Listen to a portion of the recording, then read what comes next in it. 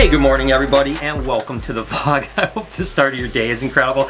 This is, I don't know, day 4 or 5 of insane unboxings. Well, today I'm not going to let you down because I'm getting an animal that is outrageous. I mean, just like the pinnacle of snakes. Well, maybe not, well, one of the pinnacles of snakes, let's just say, and it's going to go in this enclosure right here. So what we have to do is just get this a little cleaned up, get it set up, and get ready for this box that should be here anytime. And then I'm going to be ear to ear smiles today. So I hope that you guys will join me with some smiles as well. Let's just get into it.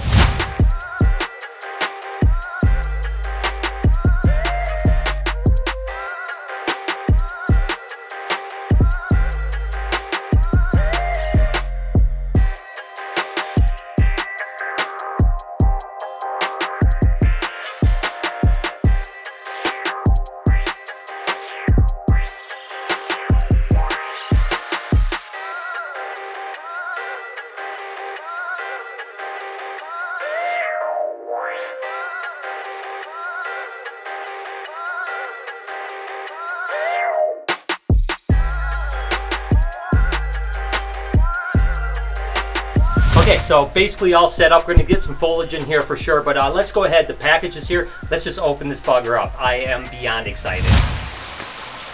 And here we go, guys. And you know, there's just those certain moments where it's just like blows your way. And I know I've been saying that a lot lately as I've been unboxing for stuff at the Reptile, and that's because I've literally been targeting animals that my entire life I've wanted. Now, I'll be totally honest with you. The animal I'm about to unbox, I didn't even know existed my entire life, so it's not something that even was obtainable until the last, you know, I don't know, 15 or 20 years or so. Regardless, I am beyond excited about this, and I don't know what to say. I'm running out of kind of things to say, to be totally honest with you, about like, oh my god, this is amazing, or something like that. You know, obviously, you guys know, it's incredible, right? So let's just go ahead, get rid of that, and get into the one bag that's in here. Now, it's not a very big animal, and it's getting a rather large enclosure. You guys saw the enclosure I'm setting up, and this is what's in it right now. But to be honest with you, it's eventually going to get pretty big. So I figured let's just go ahead and give this amazing snake that deserves so much, let's just give it a huge enclosure. Now, again, I've told you guys this before, that not every animal adjusts to large enclosures, so we're just going to have to see. If it does well in there, it's going to grow for the next several years till it gets to adult size, and if it doesn't, we'll have to move it to something smaller. But nevertheless, I am excited to be working with this, and oh my gosh, wow. I mean, guys, if you haven't guessed yet what it is, when I said that it is one of the pinnacle snakes to own, this is the snake right there. Oh my gosh. Of course, for you guys that don't know, this is what they call a Boelen's python.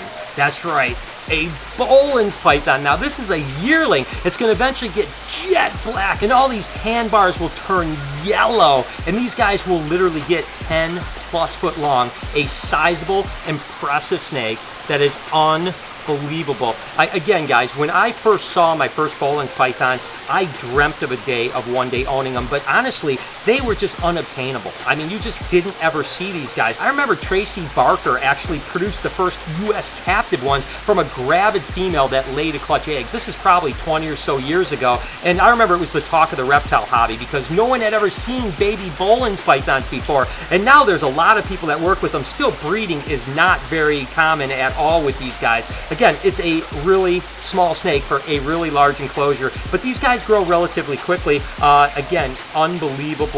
And typically these guys are up in the mountains in New Guinea, so they're a rare snake, just kind of that elusive animal. And anyone that keeps pythons will always say that these guys are kind of the pinnacle of the python family. I mean, there's just something about it. Their head structure, the way they are, they're super intelligent. I mean, just really amazing snakes. And I just don't know what else to say other than the fact that this is amazing. Let's go ahead and see what it does in this huge enclosure. And again, what I'll do is I'll give these guys a handful of days to settle in, and then I'll try to feed them. If they feed in these enclosures, we know that they've settled in well. If it doesn't feed, we may have to move it to something smaller for a time being, and eventually move it into that maybe a year from now. I don't know. Regardless, what do you guys think of that beauty? And again, guys, I mean, this is just insane. I just can't believe. I've held Boelen's pythons. I've even filmed some Boelen's pythons. Obviously, when I was out at Nerd, I filmed their Boelen's pythons. But I tell you what, man, to now have one at the Reptile. And I know this is a really small snake for a big enclosure, but hey, when you are like the king of pythons,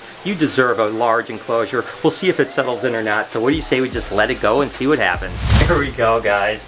And these guys love to climb, so it should absolutely love this environment for sure. We'll see what it does. Just take a look at that animal. Again, it's going to be a little bit silly to see this little snake in this huge enclosure, but trust me, guys, this is going to blow up. I mean, here in the next year or so, it's going to be 7+ foot long. These guys grow really quickly, and they change from that octogenic kind of reddish brown to that black with yellow. That is just stunning, breathtaking. So I'm just going to let it go and just watch it for a while, see what it does. You can see it's immediately going to start climbing. And there's a lot of temperature range in this cage too, which is really important because these guys are so high up in elevation. There's going to be times where they drop relatively cool in the wild. So we want to give it the opportunity to get warm in this enclosure, but also get to spots where it can really cool off. So, but again, I love the fact that it just immediately is going to climb and just kind of explore the enclosure. So, wow, this is awesome.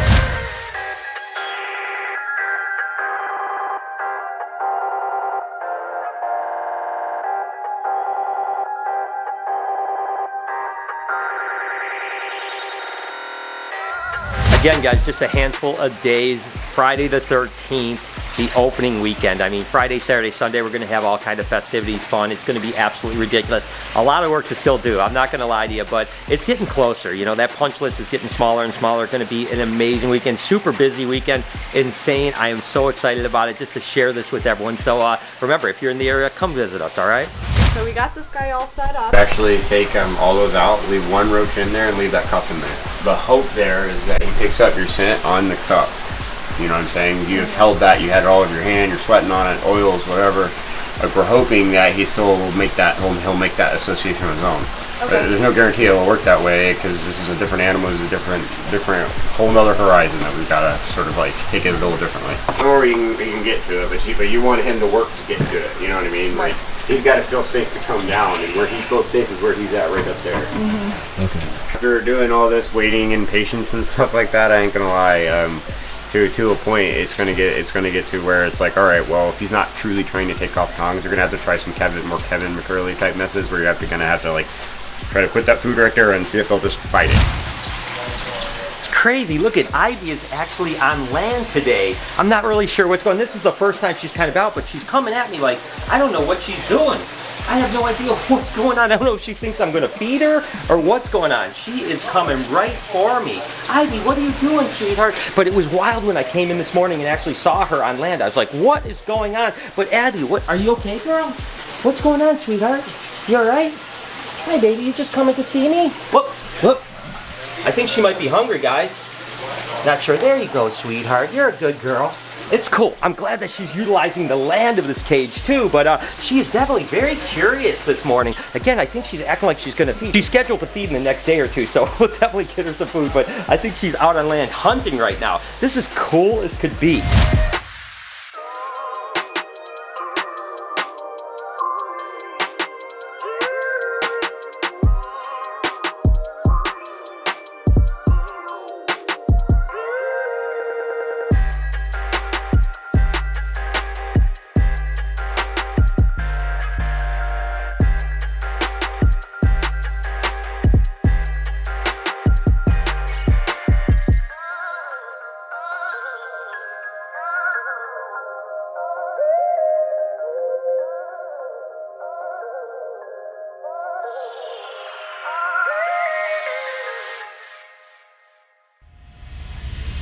And she's back in her water. It's weird. I don't know what the reason was for her to spend this morning out of the water. Again, maybe she was looking for food on the hunt. I'm not sure, but it's cool. Again, learning the different ways animals are reacting to things has been pretty interesting already, and it's going to be going on for many months to come. Just the new animals we have, obviously the old animals like Ivy reacting differently to the enclosure. So it's been awesome so far, and I love it. And it's something I look forward to every morning, coming and just watching everything and seeing how they're reacting. So Ivy, back in her water. This one's I'm pretty excited about. Ooh. So this is the female here.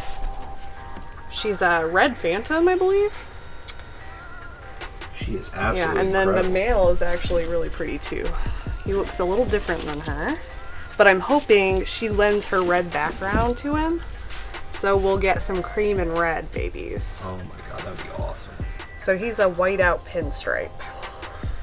And now is the whiteout the whiting on the sides and stuff Yep, like that? so it's technically a harlequin. Oh, cool. Yeah. Very cool. It's just a line of harlequins. He's pretty crazy though, so he's gonna be running around if I do this. Yep, I can already see she didn't even really cover that well. Oh my gosh, that's awesome. Another two beautiful ones. They look great. It'll Pattern. be cool to maybe produce something that looks like him, just with a red background instead of that That brown. would be so sweet. All right, so we've got some gargoyle baby, well, not babies, eggs to collect today. Babies. Yeah, in a couple months they'll be babies. This is pumpkin spice. Oh my god. She's one we produced last year. Wow, really? So they get pretty big pretty quick, huh? Oh yeah. Oh my gosh. Her mom's pretty big too, so her mom's like 70 grams. Usually, like average size is about 50, 55 grams, maybe. So it's big. So they dig a little bit more. Yeah, than you a can see crested, she right? had it all like up to one side, and that's usually how they'll dig. And maybe it just has to do with like temperature, actually. Just they like it a little cooler for So the incubation. farther they go underneath. Yeah, Very cool. the crusteds don't need as low temps for. So what do you think? You think we got a good egg So and a bad this egg? one looks perfect. This one's obviously a slug. Very cool. Well, hey, that was awesome. Thanks, Jessica.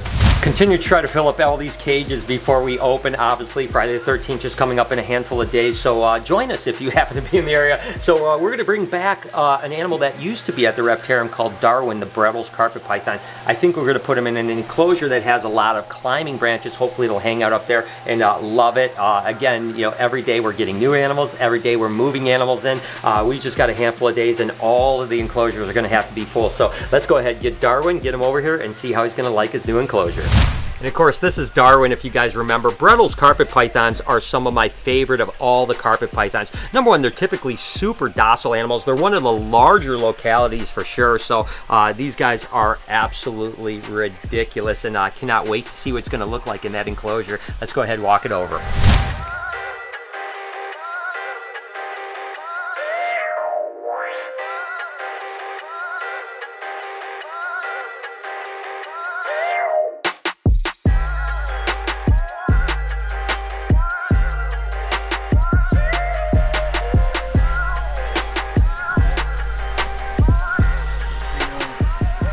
And carpet pythons are extremely arboreal snakes, so they love to climb. As a matter of fact, when I was in Darwin once, I caught a carpet python that was like 20 foot in a tree, so they love to climb. Now, the Brettles are actually from the Red Center area.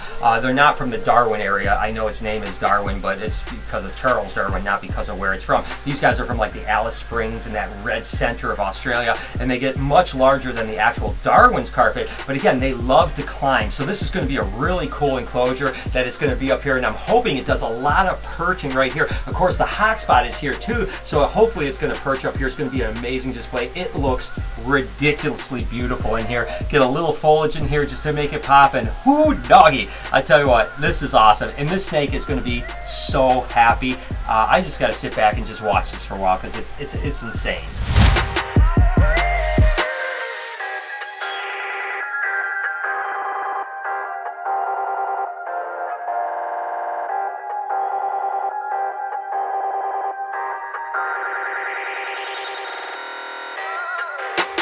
So the roach didn't work, but we're gonna try some chicken this time and see if that maybe entices him a little bit.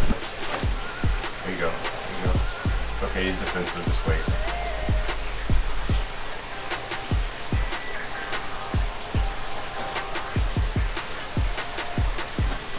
Sometimes, We got it. yeah.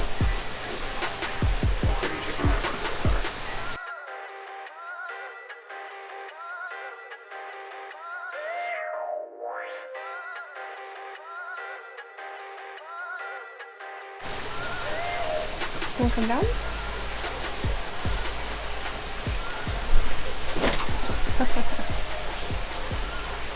Awesome, that's good progress. We're gonna keep it short though, and just do like short little bursts for the first like week or two, I think. But that is so awesome that it ate means it's settling in well. Yeah, that means he's liking the cage, I think, pretty good. And what's cool is he actually started coming down too. He didn't just stay up there. So I think within a couple weeks we can get this guy coming right to the glass. Honestly, Probably won't like even take I that like long. just like full discretion on this one. Like tongue feeding is 50% of the battle. And if he's taking the tongue, he's taking off tongues, I'm telling you, it's going to be no time at all before he's just going to be this sweet little cute thing that just crawls all over me. I just can't believe it, guys. I have a Boelen's python. I mean, it's, again, the pinnacle of pythons. It's crazy. I'm so excited to learn as much as I can about the animal, find out what makes it tick, how it is. They're supposed to be super inquisitive, super intelligent, so it's going to be cool to be working with the species that I dreamt about for so long. So, and to share that kind of octogenic change with you guys from that brown and reddish rust color to black and yellow. It's going to be pretty awesome. I'll obviously take you guys along on the journey. Thank you for watching today. I hope that you enjoyed this whole process that we're going through. Lots more animals to come, so tune in tomorrow because there's going to be cool stuff then too. I also have a podcast, if you didn't know. It's called Checking In. You can subscribe to it right over here. Here's an entire playlist that I think you should roll through. On this side, you can subscribe to the vlog channel. Obviously, turn those post notifications on me. Hit the like button while you're at it. Have an absolutely wonderful day. Remember to be kind to someone, and I promise I'll see you guys tomorrow.